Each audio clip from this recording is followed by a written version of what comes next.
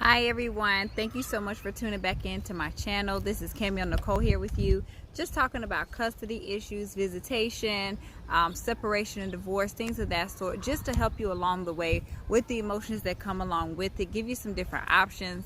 I've been experiencing this for 10 years, about 10 years, and I just didn't have anyone to vent to, listen to, or anything like that when I was going through what I was going through. So I definitely just wanted to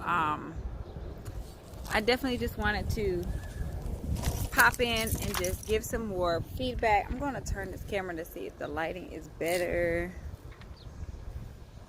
I don't know if it is or not. So one thing about my channel is that you will notice is that I don't know really how to do the editing and camera and stuff yet. So I'm just going to give you the information until I learn how to do it all.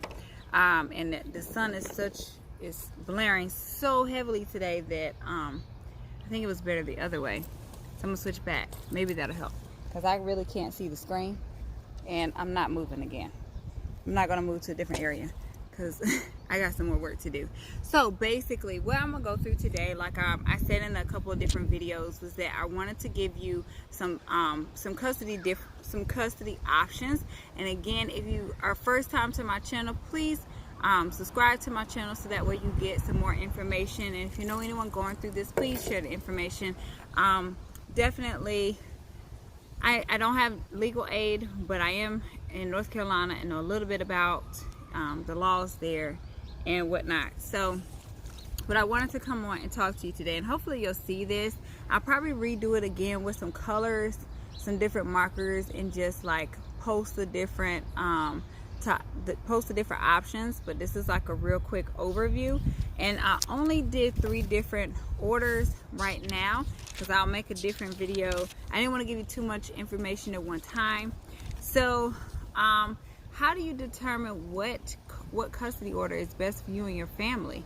And that's all going to determine the relationship between you and the other parent. It's going to determine the age of the child while the separation is taking place, whether it's school age or infant, teen, or elementary. So all of those matter. A teenager can handle more flip-flop and more or longer stays than an infant. You want to look at different schedules and the extracurricular activities a child is doing before making these type of decisions. Do you want to change your child's school? What exactly do you want to do? Because at the end of the day, it's not just about us parents going through this. It's about the child and what's best for them and creating the stability that they need. So I'm just going to give you just some quick ones. I can't suggest, I have my own opinions about what I think each stage of life should be. For me and my experience and what I've learned just throughout this process, I really believe that infant children, children under 5, if the mom is not terrible, you know, if there's no abuse situation, drug, alcohol use, I will repeat that a lot. If that's not an issue, I do think that the child should stay with the mom a little bit more consistently, and because it is kind of like, you know, the baby has been there within the mom's body, and so there are a lot of chemistry factors and scientific things that go about that. Not saying that the dad is not important. What I'm saying is, from watching other children go through separations, it tends to go better for the child and help with anxiety and attachment issues if the child is with the mom from birth through maybe like 2 or 3 years old, with of course seeing the father, with like father coming over or going over for a few hours at a time, and then coming, like gradually working in those overnight stays. You know, wait till mom is done nursing the child, wait till mom and not even mom, but just wait till baby's, you know, completely done with nursing, because overnight stays without the mom's breast to either feed or comfort is really, really hard on the child. That is like so important, and so many people miss that because you don't understand the chemistry that goes about the breastfeeding, and it is huge. So you want to make sure that the child kind of understands, you know, has been to that familiar place, that at the other home that there's toys, there's a bed, there's clothes there to make them feel okay. always packing clothes and not packing clothes can cause anxiety for the child. So if they feel home is at both places, that helps. Going toward like age 5 and 6, longer stays tend to do better, or tend to be okay, like 2-3 nights at a time. And that's if, and I'm speaking as if the parent, with all these scenarios right now, the parents were never living together. That's what I'm speaking about. If you all live together, that makes it a little bit different. Child is familiar with both people in the in that same household. There's ways where the parents can actually leave the home and allow the other parent to come in. So the child never leaves the home, but the parents switch out while the child is infant to early elementary age, to help create that stability for the child. So mom leaves and then dad comes, stays for a few days, and then dad will leave and mom will come and stay for a few days in the same household. A lot of people are doing it that way these days, especially if you were married and lived in the same household, so not to disrupt the children. If you were never married or never in the same household, it is best that the child, I feel, the transition is easier when most overnights are done with mom. Of course, dad gets some time overnight, gradually do that as the baby is finishing nursing, getting on regular food, getting adjusting to schedule. And if dad takes the child more, then try to stay on schedule with the mom, whatever the nap time is, whatever the feeding time is, because you'll get a better child that way. You'll get less tantrums, less screaming, less crying, less all of that stuff. So you definitely want to try to stay on the same page there. As the child gets more overnights is okay. Like I said, keep backpacks and clothes and beds and everything set up at both households so the child feels comfortable. The child is able to adjust to the change quite a bit. So a lot of times, if you're not married, it does make it a little bit difficult because mom has to build trust, and it really just depends on your situation, because I'm speaking from, this is such a broad topic to talk about. If it was just like you all just created a child, you don't really know each other. You have to build trust within one another. The dad has to learn to trust mom's judgment and vice versa. If you all were in a relationship for a couple of years, now you're probably just mad and hating on each other and just saying things just to be saying it. So you still have to learn to retrust each other judgment and know that neither one of you are going to harm the child. It's all about really letting go. So one of the basic orders that you can get in court is that every other weekend order. This one is pretty much suggested if mom and dad never lived together, you weren't like in the best relationship to begin with, you're not married, so mom delivers child, pretty much is wedlock in the state of North Carolina, and I will double check this law, but it pretty much falls on the mother if you're not married. So custody kind of automatically goes there. The judge will possibly just give custody to mom.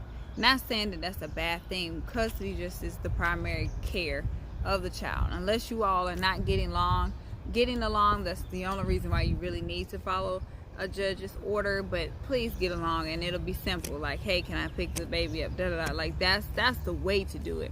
It's where you all can just call each other up and say, hey, can I take little Johnny out to a ball game today? Can I want to spend some time with the baby? Spend some time with aunts, uncles, grandmothers, like all of that sort of stuff. But if you have to go to court, one of the orders that may be put into place when a parent is not married is the every other weekend schedule. And I'm gonna hold it up so you can kind of see. Hopefully you get a good picture. The top here is Sunday, Monday, Tuesday, Wednesday, Thursday, Friday, Saturday, and then it starts the week. So mom pretty much has child Monday through Thursday, and then Friday, Saturday, Sunday is dad's time, and then come back to mom. Either Sunday evening is typically what it is. It's usually like Friday at 6 p.m. until Sunday at 6 p.m. right? And then after that, Sunday 6 p.m. mom gets baby again and keeps baby through the week. Then she'll get her weekend, Monday through Thursday, and then that Friday evening you switch again to dad. Dad then has the baby through Sunday again at 6 o'clock. And so it just continuously rotates like that, unless there's a holiday, unless it's Mother's Day, Father's Day weekend. If it's Mother's Day, of course mom gets it. If it's Father's Day, of course he gets the child. Holidays just determined usually without the year. So if it's odd number of years, mom has child for Thanksgiving, and even number, mom has child for Christmas, then it'll flop. If it's even number, mom will have child for November or for Thanksgiving, and odd numbers, mom will have the child for Christmas. So that's pretty much how that is. This is a very basic standardized custody order is what it's called, and this is just for the state of North Carolina. So you do have to look up your state rules and see what they do have. This helps out a lot with just a different way of doing it. So mom gets time. There's stability throughout the week because there's, let's skip down to the second week. 1, 2, 3, 4, 5, 6, 7, 8, 9, 10, 11. So about 11, 12 days of mom, which creates that stability. And then you go visit dad for about 3 days or 2.5 days.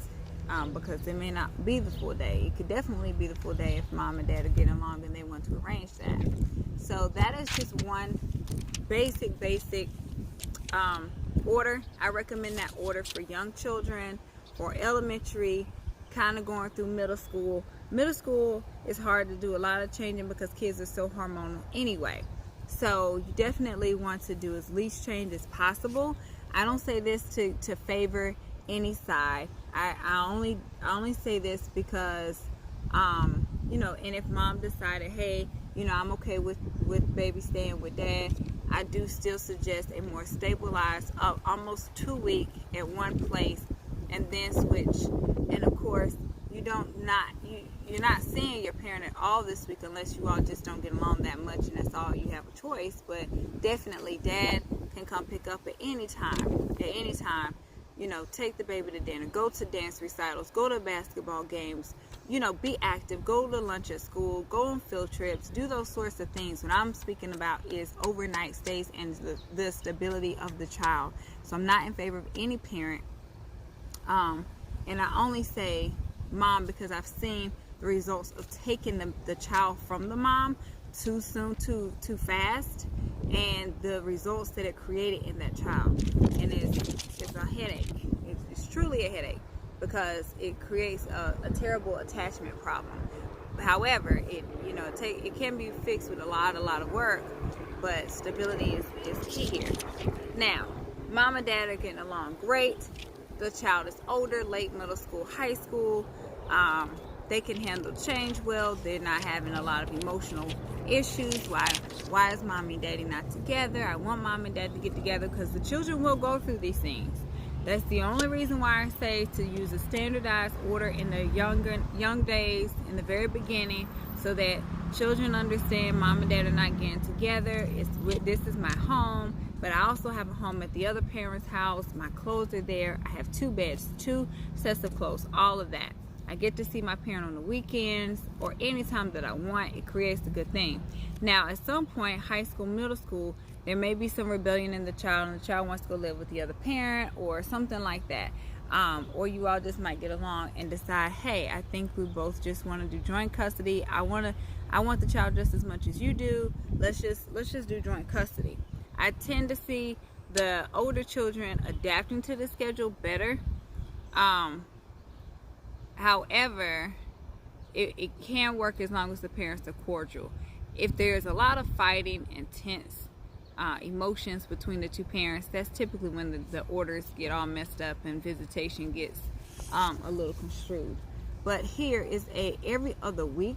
Again, I have Sunday through Saturday at the top, and then you have mom, dad, and you get the same whole week. So 7 days on, 7 days off. Mom gets child from Sunday to Saturday or Sunday to Sunday. You switch midday Sunday, for example, or you switch on Friday. Whichever day you decide is your switching day. then it'll be dad's week, and then mom's week, and then dad's week. Everybody gets that 7-7 equal day. Now, it can be a little hectic because we don't move every week as adults. So why are we making our kids do that? Well, we want to make it fair for both parents and for the child to see both parents.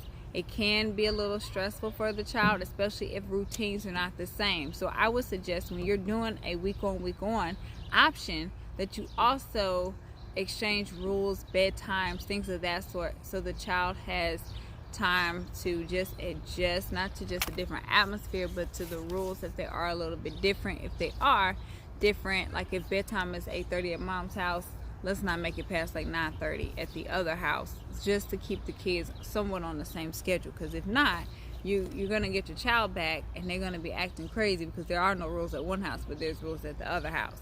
Parents are not getting along, so it's hard to talk about what rules should be where. So it's very important to establish household consistency between the two households when you are doing joint custody, because both parents are involved in equal. No, you're not going to agree on everything, but try to just bring the pride down just a little bit. For example, I don't typically have bedtimes for my household. 10:30 is fine for me, but for the other parent, 8:39 is better. So I do try to find a happy medium so that the kids are still set up for success. So here's one last one for today. This one is a very, very common one. I don't see how this could work because this would not work for me, but this is Sunday through Saturday again. This is a 50-50 plan that gives both parents the exact amount of time as a 1 week on, 1 week off. I'd rather do the 1 week on, 1 week off than this one, but I know a lot of parents who are on this one. And this gives very much equality. So Monday, Tuesdays with mom, Wednesday, Thursday with dad, Friday, Saturday with mom. And of course, if your day starts on a Friday, that means it's your weekend. So Friday through Sunday is mom's weekend. And she also gets them again Monday, Tuesday, which will give her 1, 2, 3, 4, 5 days, right? And then 1 overnight, 2 overnight, 3 overnight, 4 overnight, 5 overnight. Typically, you'll switch during the right after school. Dad will come pick up Wednesday, Thursday, and then it'll be his weekend because you alternate weekends, Friday, Saturday, Sunday. So Dad has his 5 days. Then we're back to Monday, Tuesday with mom, Wednesday, Thursday with dad, mom's weekend again, Friday through Sunday, mom, Monday, Tuesday. So as you can see, mom never changes Monday, Tuesday. Dad never changes Wednesday, Thursday. The only thing that changes with this plan is the every other weekend schedule, which will give either mom 5 days straight or dad 5 days straight. So this schedule helps more if parents just want that little bit of break. They don't want to do the full week. If they live close together and they're both able to get the child to school on time and pick them up on time, this plan works for elementary, middle school. I think in high school they get tired of switching and prefer the longer weeks, which was the Monday, or which was the mom 1 week, dad the second week, mom, dad. This helps stay more consistent. High schoolers tend to want that more because they're becoming their own person. They don't want a lot of rules. They want to see both parents. They love both parents. They're able to voice that. Don't try to stop it either. Everybody as a whole always wanted to be loved by their mom and always wanted to be loved by their dad. So is there an opportunity for them to do so? Please put your pride aside, because it doesn't matter how you feel. It matters about them two growing a relationship, the child and the other parent. That's what's most important. So again, this is the 50-50 schedule. It does work. It's very common. I never did this schedule because I never thought my kids should have to switch that much. If I had to switch, I would lose my mind. If you are doing this, I highly suggest your house be set up, and I suggest that with anybody, any schedule that's chosen.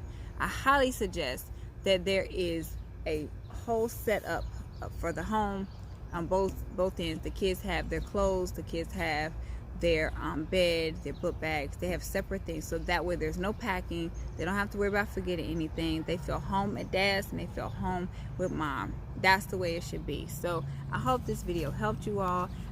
If you need more detail, please leave a comment below. Ask any questions. I would love to hear from you all. If you know anyone going through this, please share, like, and please don't forget to subscribe, and I will see you next time.